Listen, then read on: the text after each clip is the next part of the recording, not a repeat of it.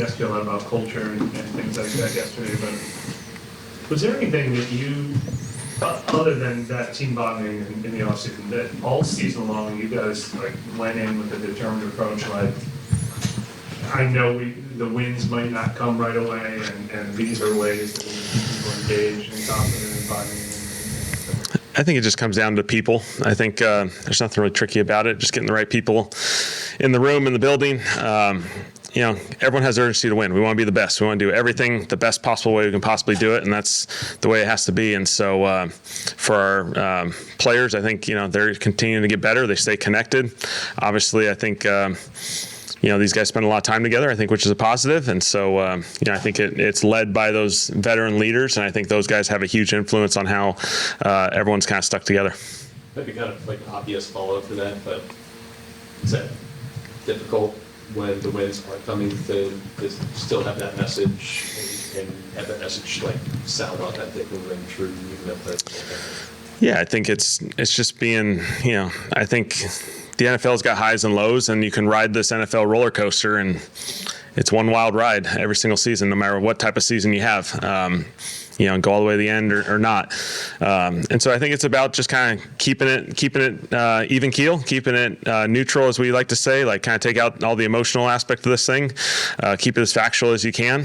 Here's the things we're doing well. Here's the things we got to improve on. Here's who our opponent is. I think if you're clear and concise with that, then it allows our guys to have the focus that's needed. What was one or two ways that you wanted to like kind of establish credibility, like beyond results, that you wanted these guys to see that you're the same guy week in and week out? Or like, what are some things when you're thinking that we're the head coach, I want to make sure that I project?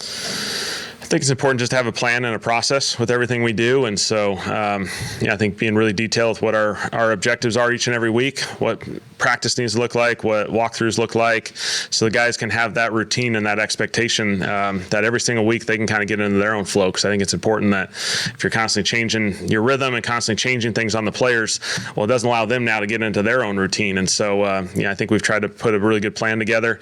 Again, with our medical staff, Ted in the weight room, everyone who's a part of this thing, I think just having a really clear plan, and then it allows everyone then within their own department, within their own, even players, just build their own plan within that confines of what they expect.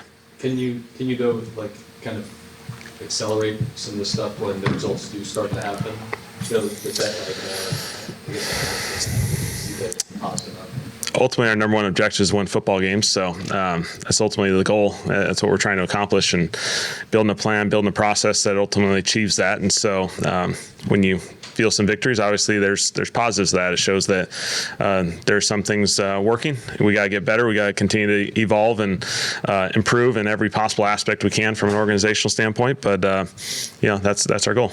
How have you seen Kelvin improve over the course of the season? Kelvin? Just steadiness. I think when you're going to look at, I think always one big indicator for young guys is, okay, there may be a mistake that happens. Okay, are we duplicating the same issue or the same mistake? And I think that's just a credit to him. I think he's grown each and every opportunity he's had. If there's been a moment that someone got him, he responds the right way. First of all, the way he reacts, he doesn't let it become a domino effect in an NFL game. You're going to play tough edge rushers in the NFL. He's going to play some hard downs, and the guy may get him.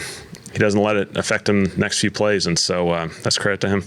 And we're well past the point of playing about like the college schedule in terms of the games we're going to play. You hear about this rookie wall all the time. Did he ever hit that to you, or get past it, or has he been that steady where he hasn't really known? I think really for all of our rookies, they've gone right through that.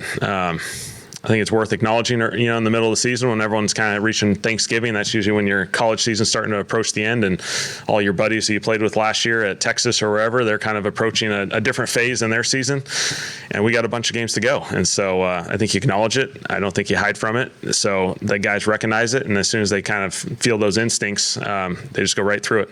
How unique is this?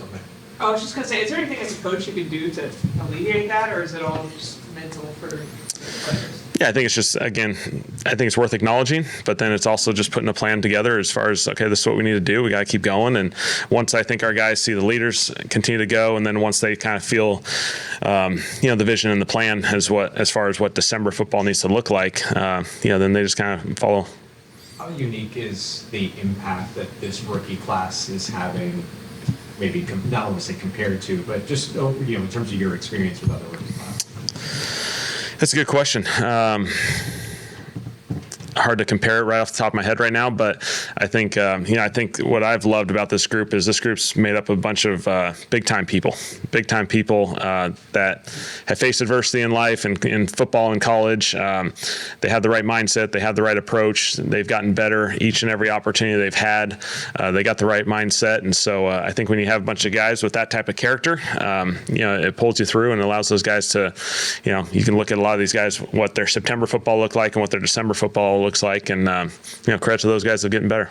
A lot of them had 40 plus, and in some cases 50 plus games of college game experience. Is that something that y'all specifically paid attention to in the draft, and how has that had an impact? Yes, that's a really good question. I think it's a really good offseason question. I think one thing, if you look at our class, I think you can see a lot of experience, a lot of guys who played a lot of football. You see guys, if you go through this whole draft process, which obviously will occur over the next few months, you see a lot of guys who were a part of the Senior Bowl, did a ton during the combine, went and did pro days and visits. And I think when you have guys that are very competitive in that element, that they've been exposed to a lot, and they're also like, yeah, I'll go compete in every possible thing, that gravitate to us. And so I think when we went through the draft process last year, Jeff, Mickey, all those guys, they did an awesome job of really identifying those type of guys and onboarding those guys. And, if we keep onboarding those type of guys, we're going to be right where we need to be. Did y'all spend a lot of time digging in on Kellen Moore during the draft process, or was kind of like number one? Yeah, I think it's always important to evaluate quarterbacks every year. We spent a little bit of time evaluating him. Certainly went through the process like the entire quarterback class. Really good quarterback.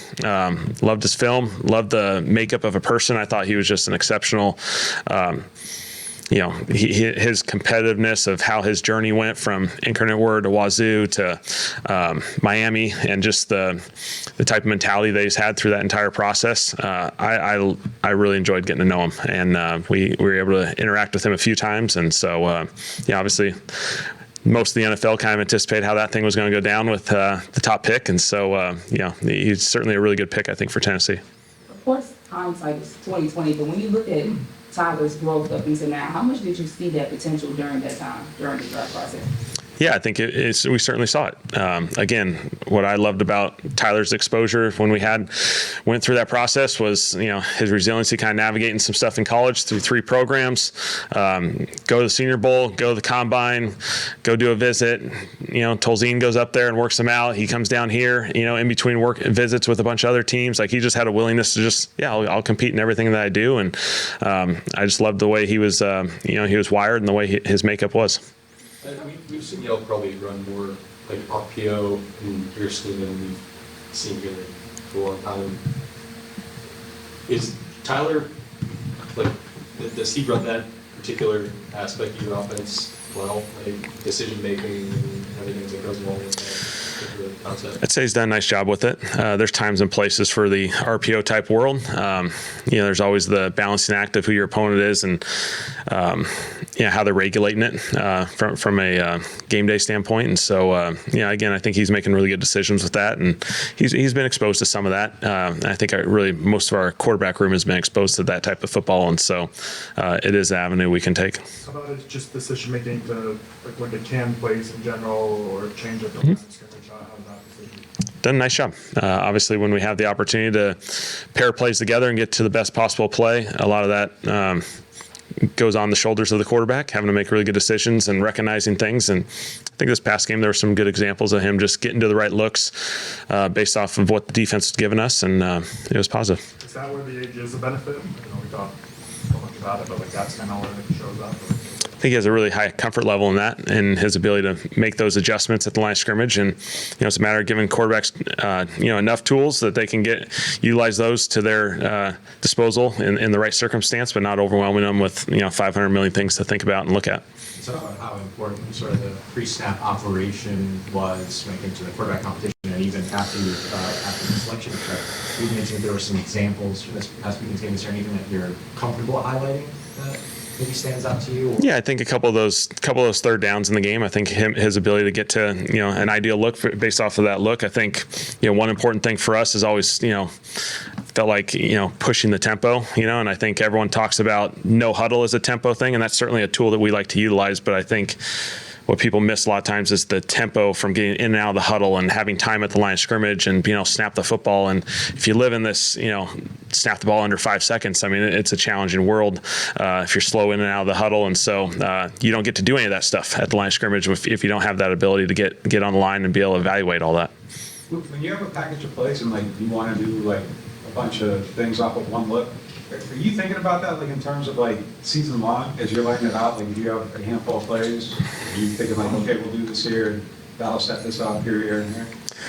Yeah, there's definitely sequencing throughout a season. There's also sequencing through a game. And again, that's also recognizing what the defense may do. And sometimes you may have a package of plays going into a game, and certainly hey, I want to hit, play 1, play 2, 3, 4, and 5 are kind of based off of how they're reacting to those particular plays. And so sometimes you carry those plays, and you kind of got to wait a little while to find the right time to call them. And so again, I think our guys do a good job of being able to have enough tools in our toolbox to navigate things in game day. Tyler was saying about Kelvin was, the age of NIL and kind of he could have had every reason to not be as humble as he is. Just, meeting with the pre-draft, is that something that stood out to you about him? And just, have you seen that even over the course of the season? You've been around the time. Yeah, Kelvin's phenomenal. He's his work ethic is awesome. His eagerness and willingness to just continue to learn and grow, I think, is really special. For anyone who is going to have immediate success and has had a ton of success in college, his willingness to listen to the veterans and seek out those guys who've played here in the past, or the current players, to have a Will Clapp on, on IR, but still helping that group, and his willingness to kind of be able to utilize all of Will's experience. And so Kelvin's just a really humble person, and I think it's going to bode well for his ability to grow each and every year moving forward. And to have them grow together, like Tyler and Kelvin, those are franchise pillar positions. Just what does that do for you to maybe found that in year one of? Yeah, I think Kelvin's done a nice job. Tyler's done a nice job. Tolly's navigated a couple of injuries, but I thought Tolly's had some really good work this year. And so, certainly we got some guys on the younger side that have been exposed to a number of games of football so far, and we're going to have great aspirations for those guys moving forward.